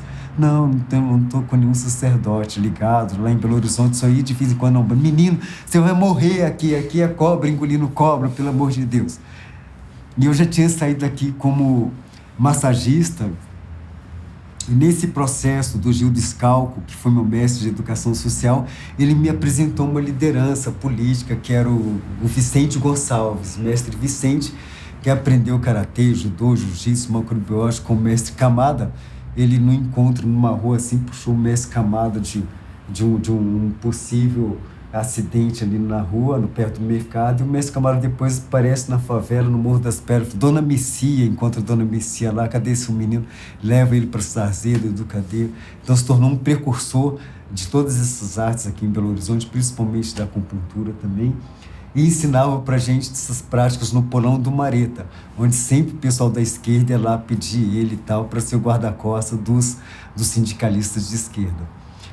Então o mestre Vicente deu uma contribuição fantástica. Uma vez ele me veio visitar aqui, né? E aí ele estava achando que eu estava fazendo aquela capoeira lá da rua ainda. Eu falei, menino, como é que você faz se defender um ataque aqui dentro desse elevador? Você precisa de espaço, né? Geralmente capoeira precisa de espaço. Eu falei, não precisa de espaço nenhum. Não, menino, você tem isso aqui. Eu falo assim, isso é capoeira. Foi a capoeira que me ajudou a enfrentar esses caras tudo aí, esses políticos tudo aí. Minha mãe me ensinou capoeira, Dona Messi, vindo lá de Formiga e tal. Tinha o mestre Conga que tocou aqui, tocou nessa bateria sentado nesse banco aqui por mais de 10 anos, transmitindo pra gente a história do samba, do enredo, da vida dele, nos ensinando a sambar também. O próprio Carlinhos de Oxóssi que nos ensinou a tocar, o próprio... o pessoal dos artistas sem lei ali da oficina Guild também olhando os traços, não vai para escola nenhuma não, acredita no seu traço, pinta como você sabe, você pinta o que faz, ninguém vai pintar como você e tal, essas coisas. A Dona Ieda que tratava do meu pai que era pedreiro, sou índio, pedreiro da construção civil, e trabalhando 12 horas fazendo piso, chegava sempre com a coluna muito arrebentada, a gente ia buscar a Dona Ieda lá, viúva de um ex-Rosa Cruz, lá no Padre Eustáquio. Ela falou, ô, sou índio, não posso vir tratar do senhor sempre, porque o meu ganha-pão é esse. Me dá um filho seu que eu ensino para ele, tipo, a coluna no lugar. Ele falou, leva o João, então. E aí já fui eu lá com 15 anos aprender. Foi o primeiro terapeuta e o último terapeuta do meu pai também, morreu aos 87 anos e tal. E todos esses processos, assim, de mestria chegaram para mim como que pessoas que me pegaram pela mão para me ensinar mesmo. E isso tudo foi o que me ajudou assim, a erigir esse trabalho. De uma forma muito privilegiada, porque você está num ponto, no hipercentro de ser a capital do país, assim, por 35 anos, é muita coisa, praticamente um milagre. Eu sou fruto de um milagre, né? Então, esse milagre, ele começa com todos esses aspectos. Então, quando eu recebo hoje um título de doutor, honoris causa, que essa bandeira de valorização do patrimônio vivo vem desde que a gente começou, depois de 10 anos trabalhando calado aqui, a fazer eventos na cidade, e a bandeira principal do evento eram 3 salvaguardas, que é a questão do patrimônio vivo, que é um mestre que, na minha idade, aos 60 anos, assim, 60 e poucos anos, está praticamente trabalhando ainda com dor, aleijado, sem acessibilidade à saúde de uma forma específica. Se eu quiser tratar do meu joelho aqui com lesão, artrite, artrose, eu vou ter que esperar vários e vários meses e várias vezes entro na fila para ter ressonância. Sem ressonância, você não tem tratamento nenhum, depois tem a fisioterapia, depois tem os remédios e tal. E você até hoje você não tem um salário, mesmo tendo estável aqui. Então você não tem uma aposentadoria específica, nem uma ajuda, um salário do Estado para uma arte de ofício que é alimentar o povo, cuidar de uma população repleta de contradições sociais e que geralmente tem um cotidiano tão difícil, tão alterado assim, que não permite a ele ter recurso nem tempo para estar aplicando assim no autoinvestimento de si mesmo, dentro de uma perspectiva de autoinvestimento, na perspectiva da corporeidade, dos saberes, das práticas, do entretenimento, dentro de um circuito assim de identidade, que isso é fundamental, é outra coisa. Então eu recebo esse título assim como se o próprio povo tivesse recebendo um mestre daqueles que tantas vezes denunciou que estavam assim morrendo totalmente esquecido, abandonado pelo poder público, pelos parentes, pela família e também pela própria comunidade de discípulos que não conseguia se erguer como grupos estáveis na sociedade, que está aí. Isso é difícil para mim. Então, o Siddhartha Ribeiro me mandou um cumprimento outro dia e tudo, eu achei interessante, porque ele me lembrou. Você lembra aquele dia que a gente foi colocar atividade cultural dentro da... Como é que chama esse encontro de doutores, de cientistas da UFMG? Não, do cientista mesmo. SBPC. Fomos convidados, então, a pôr uma oficina de capoeira Angola no SBPC, e aí a gente já tinha avisado que a prática tinha música, então ao lado da nossa sala tinha exposição de doutorado, e assim que a gente começou, a gente foi barrado pela direção da UFMG, pela direção da SBPC também, e achincalhado pelos doutores que estavam sendo importunados com o barulho daquela prática. A gente foi pro pátio. Então vocês vão pro pátio fazer. O pátio, como sempre, estava totalmente assim, sujo, cheio de folhas e tal e tal. Todo mundo começou a varrer. E o Siddhartha Ribeiro estava como um cientista prestes a assumir uma direção também no movimento, e estava também como capoeirista fazendo ali a minha vivência, ajudando a varrer o pátio e tudo e tal. A gente saiu daqui e tudo, eu falei, olha, o ano que vem eu vou ser um das direção desse negócio, nós vamos lá para Maceió e não vai acontecer isso, coitado. Chegou em Maceió lá durante o processo, aconteceu a mesmíssima coisa. Fomos para o pátio, ele não aguentou, aí a gente foi fazer performance, subindo nas árvores lá e tal, e fizemos aquela performance, tudo. Aí deram carteirada na gente, ele também deu carteirada no pessoal da SBPC de Maceió. Foi uma loucura danada, assim. Aí ele me cumprimentou lembrando daquele dia. Eu falei, pois é, Siddhartha, assim, o que importa agora é a gente poder usar esse diploma também como forma de dar carteirada. Porque falar que eu sou doutor mediante, por causa da instituição, da academia, é claro que isso é irreal. Todo mestre de capoeira é doutor, né? E a gente canta, reza isso na roda de capoeira. Em roda de capoeira, colega vê, seu pastinha é doutor, cama. Paranaí, Paranaí, Paraná. Ai, ai, ai, ai, doutor. Ai, ai, ai, caiu, matou. Ai, ai, ai, ai, doutor. Então, a gente tem essa forma, assim, de perceber quem realmente é discípulo, quem está no caminho mesmo, entende que o mestre de capoeira, o mestre do reizado, o mestre sala, todos eles são doutores, são nossos doutores. Então, não nos enaltece um título dado pela academia, mas é significativo do ponto dessa movimentação, que tem nomes assim expoentes como o seu, César, a doutora Luciana, o Zé Jorge, né? Que há tantos anos vem lutando para que a academia reconheça como ciência também, como escola de saberes, como propulsora de conhecimentos, terreiros de matriz africana, indígena e tudo. E nesse sentido, quando ela nos reconhece como doutores, começa a reconhecer também, é só para mim o pontapé inicial de uma luta muito maior que está por vir, que tem a ver com esse processo. O reconhecimento do notório saber está no plano de salvaguarda, mas não é efetivado pelo Estado, raramente é.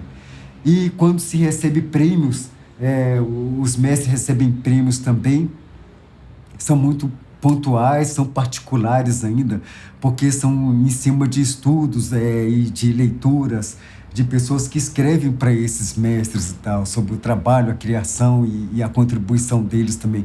Então, o que a gente tem que ver é que muitos e muitos mestres não conseguiram ter grupos estáveis para que esses discípulos pudessem retratar e desenhar a obra deles, para chegar a essas instâncias, dos editais, nos estados, nas universidades e tudo. Esses mestres morrem como doutores anônimos, né? Pela comunidade, pelo Estado, pela instituição. Eu tive, de novo, um grande privilégio. Não me cabe ficar enaltecido, achar que eu tenho algum mérito nisso. Não tenho mérito nenhum. Estou aqui apenas como um instrumento desses mestres que me deram a mão para que eu pudesse estar aqui hoje, dando continuidade à obra deles. E vivos, encarnados fizeram isso. Muitos deles já partiram, que Deus os tenha. Outros estão vivos aí, na mesma peleja que eu os encontrei há quase 50 anos atrás, de prática no caminho, né? E então eu louvo e bendigo o trabalho de resistência desses professores, intelectuais acadêmicos que se debruçam sobre essa questão da cultura para levar ela dentro de um reconhecimento de uma instituição tão poderosa assim como a UFMG, as universidades e tudo, e que isso sirva de instrumento para gerar política pública no Estado, onde que no Estado um dia reconheça que todo mestre, a partir de tantos anos de contribuição e de idade também é doutor e tem ali consagrado, efetivado como doutor, ali o prolabore dele, a acessibilidade específica à saúde, a aposentadoria específica, o fomento para a construção da sua sede própria, que muitas vezes é o puxadinho da sua casa, a grande maioria é. Agora, quando o puxadinho na nossa casa, acontece um problema muito sério. Você se torna a referência da comunidade. Em menos de 10 anos, vai estar vazio aquele espaço.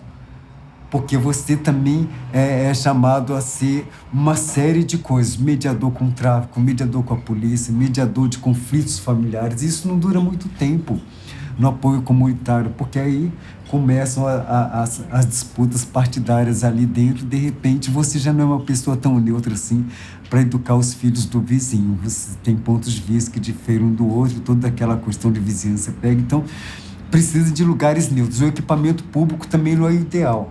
Né? O retrato mais gritante disso é o Forte Santo Antônio. Quando o mestre João Pequeno chegou lá, levado pelo jornalista Fred Abreu, um funcionário público do município em Salvador, o Forte Santo Antônio era um ambiente abandonado, onde nascia e crescia capim na cela. O mestre João Pequeno chegou lá dando a primeira limpeza, depois tornou um grande centro cultural de 80 até 90 e poucos, quando aí o município, a prefeitura tenta transformar lá num restaurante panorâmico e sede da Orquestra Sinfônica da Bahia. Começa a passar os tratores, os mestres têm que fazer uma resistência. Depois que ganham essa batalha, então estabelece os maiores mestres da Bahia lá.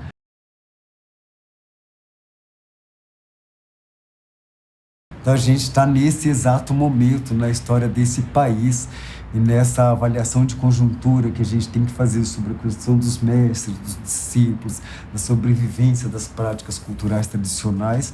A gente se depara com isso, que é um retrato pequenininho, né, do aparelhamento da escola pública feito pela Igreja Pentecostal, e que está organizada no parlamento, no alto escalão do parlamento, no Senado, em cada viela, em cada esquina de cada favela do país, né? E aparelhando todas as escolas públicas do país, diga-se de passagem, né? Até hoje isso não chegou na Câmara Municipal de Belo Horizonte, até hoje isso não chegou também num enfrentamento por parte do poder público no tocante à Secretaria Municipal de Educação, nem de Cultura, nem na estadual. Então, essa é a conjuntura atual do nosso processo. E eu espero, então, que o que a gente quer agora, que esse diploma abra caminho, que é uma política possível para chegar à construção de uma política realmente efetiva de reconhecimento do patrimônio vivo e de tombamento do patrimônio vivo, mais do que do patrimônio imaterial como um todo, material, porque sem o patrimônio vivo você não tem um patrimônio imaterial. Ele é a parte viva desse processo. E dizer que toda essa ciência advinda dos saberes tradicionais, para mim, ela tem nutrido a ciência formal, a ciência acadêmica. Acho que essa costura de cultura erudita e popular, ela é muito espelhada também na própria capoeira. A capoeira, ela sobreviveu, ela se criou a partir do processo escravagista, contribuindo muito para a formação da língua geral, que foi língua oficial no país muito tempo. Dentro da temática, a gente tem um português casto, a gente tem o pretuguês, e tem resquícios também da língua geral, e tem o tupi-guarani também, que Paraná significa o corrido mais conhecido do mundo, né? A cantiga mais conhecida no mundo da capoeira, que é o Paraná, no tupi-guarani, aquele que corre para o mar. Então, esses são um pequeno retrato dessa contribuição, desse imbricamento de sincretismo em todas as áreas que a capoeira conseguiu fazer no nosso país, né? Trabalhando uma corporeidade negra que abraça elementos indígenas e brancos, todo o ritual africano transferido para cá também, dando uma contribuição fantástica na MPB, que a gente chama de música preta brasileira, onde os maiores compositores do país, os grandes mestres da MPB, beberam na fonte da capoeira. Vai ouvir um Caetano Veloso, Dão, Dingão, Bão, São Bento, que homem sem movimento, verdadeiro larará. Ou então Gilberto Gil no Parabola e Camará, e volta do mundo, Camará, João Gilberto, e tantos outros, né?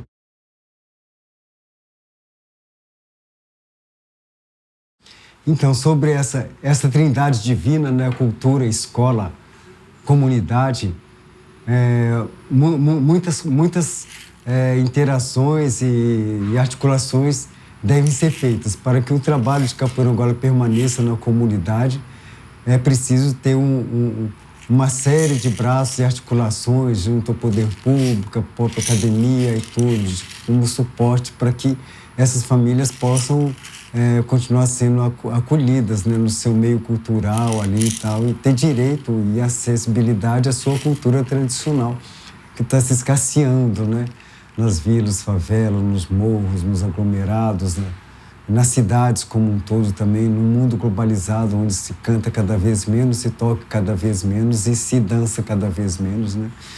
Então, todo esse processo, para mim, é um processo de resistência, de visão de mundo e que está intimamente ligado à questão da qualidade de vida, pelo próprio processo alinhavado pela questão da identidade. Nessa questão, por exemplo, do governo popular, que desde o início lançou um olhar profundo sobre isso, na área da educação, tentando fazer essa interligação de leis e tal, para propiciar a diversidade na escola, que é onde que o povo está ainda, né? A gente consegue perceber um grande avanço a partir da questão dos pontos de cultura, né? Tem que ser melhorado ainda bastante, a própria questão da lei também. E diante do Escola Aberta, do Escola Integrado aqui nessa cidade de Belo Horizonte, 20 anos de projeto de diversidade na escola, a gente investiu bastante na prática cultural na escola e de lá tiramos muito poucos capoeiristas. Porque eu acho que esse embate, mais do que um acolhimento da diversidade na escola, aconteceram embates e desafios que não foram superados. Uma questão da própria questão de vivência de mestres mais idosos, mais velhos na escola. Então, a escola trabalhou com monitor do monitor, né? As condições muito precárias de transmissão do conhecimento, também nos espaços quadrados, com dificuldades de produção do som, das corporeidades. Até hoje, depois de 20 anos de prática de diversidade na escola, apesar de um incentivo do Estado na produção de materiais paradidáticos, né, poucos foram aqueles que foram elaborados a partir do conteúdo, o conteúdo da tradição oral, juntamente com o conteúdo das matérias clássicas, misturando a história por exemplo, a história da capoeira com a história do país, com a história com a geografia, com a religiosidade, a própria questão da construção da língua, né? Então, todas essas coisas, tem muito trabalho ainda para ser feito. No momento onde que para a prática da capoeira Angola continuar como um trabalho social, o educador social continuar na escola, muitas vezes teve que abrir mão de levar o atabaque, outros não podem levar o berimbau, outros podem levar, mas não podem ser cantadas certas músicas e tudo. Então, tudo isso incidiu sobre um declínio muito grande do poder simbólico dessas práticas na vida dos alunos. Até porque se propiciou muitas vivências, ainda que não seja da forma adequada para esses alunos, e esses alunos, pouca reverberação dessas vivências poderiam acontecer dentro de sala de aula, porque o corpo do professor ainda estava fragmentado. O professor está com condições insalubres ainda. Esse professor praticamente ele não faz estudo de caso. Esse professor também ele está trabalhando condições insalubres também, né? Então, diante disso e da falta de uma convicção política, pulso firme, condições mesmo da questão da educação no país, essas costuras não foram feitas. Se elas não forem feitas, é claro que você vai dar 20 aulas de ano, 20 anos de trabalho de diversidade na escola e vai sair de lá com poucos atores dessa diversidade, com certeza. Mas assim, já é alguma coisa. Avançou bastante, ainda temos que avançar muito mais, tem muito trabalho a ser feito. Esse próprio vetor de a capoeira na escola, a cultura popular na escola, agora eu acho que tem que trabalhar também o vetor contrário, né? Melhorar esses terreiros com projetos, leis, incentivos, como a questão do ponto de cultura, os pontos de culturas, como o movimento cultural do país, a aprovação de leis como Lei do Mestre, Lei dos Griots, que está lá em Brasília, engavetada ainda, fortalecendo assim o amparo desses mestres para que possam continuar transmitindo os saberes dele em várias instâncias da sociedade. E a sociedade também ela tem que ser instada a voltar de novo para o terreiro, ou seja, a escola no terreiro, a capoeira na escola, a escola na capoeira. Todas essas coisas são importantes para que a gente possa conseguir manter as trincheiras em condições assim bastante combativas e assegurar a humanidade no mundo globalizado do país e naquilo que ele tem de maior valor, né, e prestígio também e benesse, que é o provimento cultural que emana daqui para o seu próprio povo e para o mundo inteiro também. Eu acho que a luta só está começando, né?